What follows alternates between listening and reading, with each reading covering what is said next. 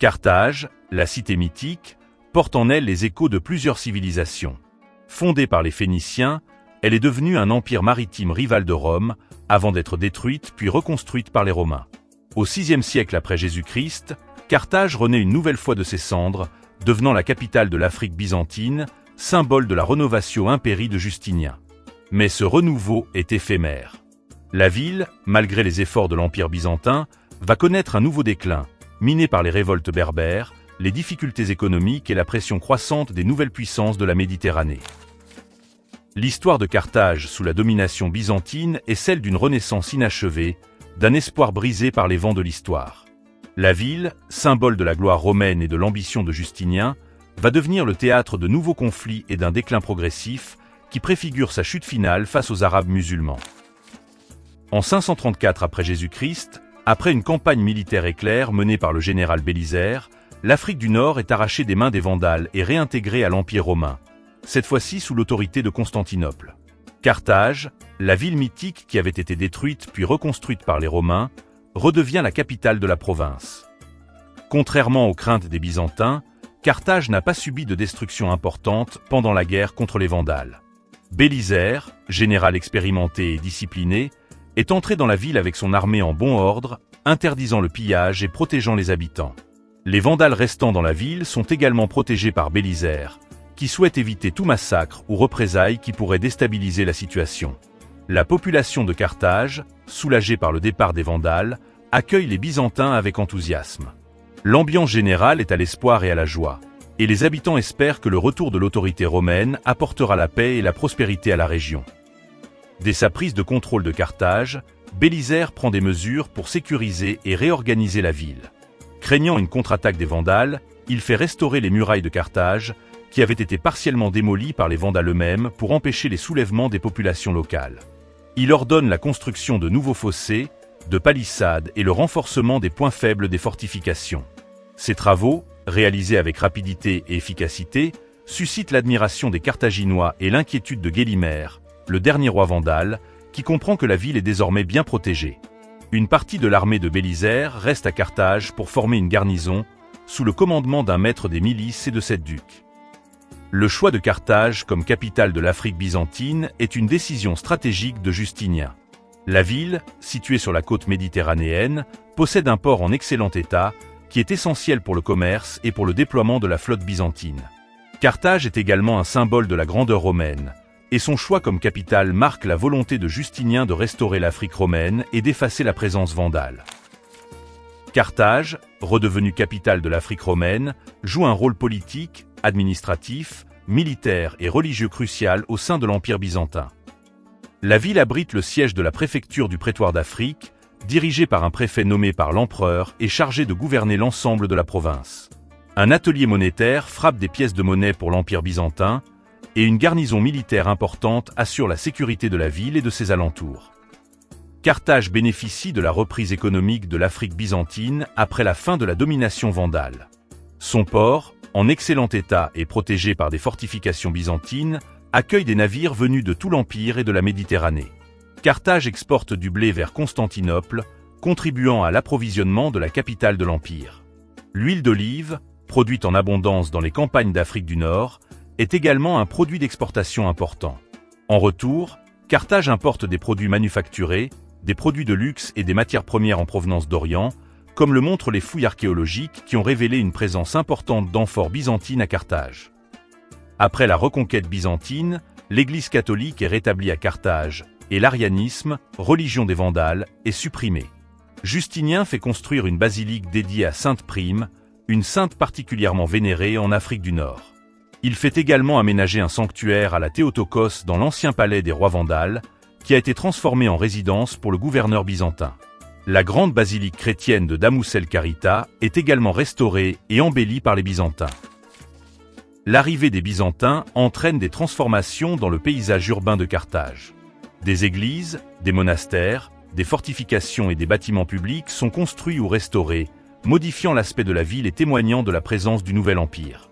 Architecture religieuse. La basilique Sainte-Prime, construite par Justinien, est décrite par Procope comme un édifice magnifique. Le sanctuaire à la Théotokos, aménagé dans l'ancien palais vandale, est un autre exemple de l'architecture religieuse byzantine à Carthage. La basilique de Damus el Karita subit des remaniements et des embellissements à l'époque byzantine, intégrant des éléments stylistiques byzantins, comme des mosaïques et des chapiteaux décorés. Architecture militaire. Les Byzantins, soucieux de protéger Carthage des attaques des Berbères et des autres ennemis de l'Empire, construisent de nouvelles fortifications et restaurent les anciennes murailles romaines. Ils construisent également un monastère fortifié, qui sert à la fois de lieu de culte et de point d'appui militaire. Architecture civile. Justinien ordonne également la restauration de thermes et de portiques, témoignant de sa volonté de redonner à Carthage son lustre d'antan. Les Byzantins n'ont pas complètement effacé le passé romain et vandale de Carthage. Ils ont souvent réutilisé des matériaux et des éléments architecturaux provenant d'anciens monuments pour leur propre construction. Des colonnes, des chapiteaux et des marbres romains ont ainsi été intégrés à des églises et à d'autres bâtiments byzantins. L'ancien palais des rois vandales, par exemple, a été transformé en résidence pour le gouverneur byzantin, et un sanctuaire dédié à la Théotokos y a été aménagé. D'autres monuments vandales ont probablement été détruits ou abandonnés, mais les sources ne fournissent pas de détails spécifiques à ce sujet. Malgré les efforts de Justinien pour reconstruire Carthage et en faire un symbole de la renaissance de l'Afrique romaine, la ville ne retrouve jamais pleinement sa splendeur d'antan. Dès la fin du VIe siècle, des signes de déclin apparaissent. La ville, fragilisée par les révoltes berbères, les difficultés économiques et les tensions religieuses, entre dans une période de stagnation et d'incertitude. Les révoltes berbères, qui se multiplient à partir des années 530, constituent une menace permanente pour Carthage. La ville est assiégée à plusieurs reprises, et ses environs sont régulièrement pillés par les rebelles.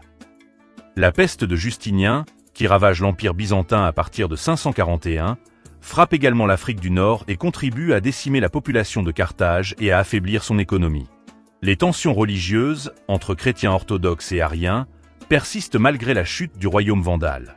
Le concile de Carthage de 535, où les évêques catholiques refusent toute concession à l'égard de l'ancien clergé arien, témoigne de la persistance de ces divisions et des difficultés de l'Empire byzantin à imposer l'unité religieuse dans la province.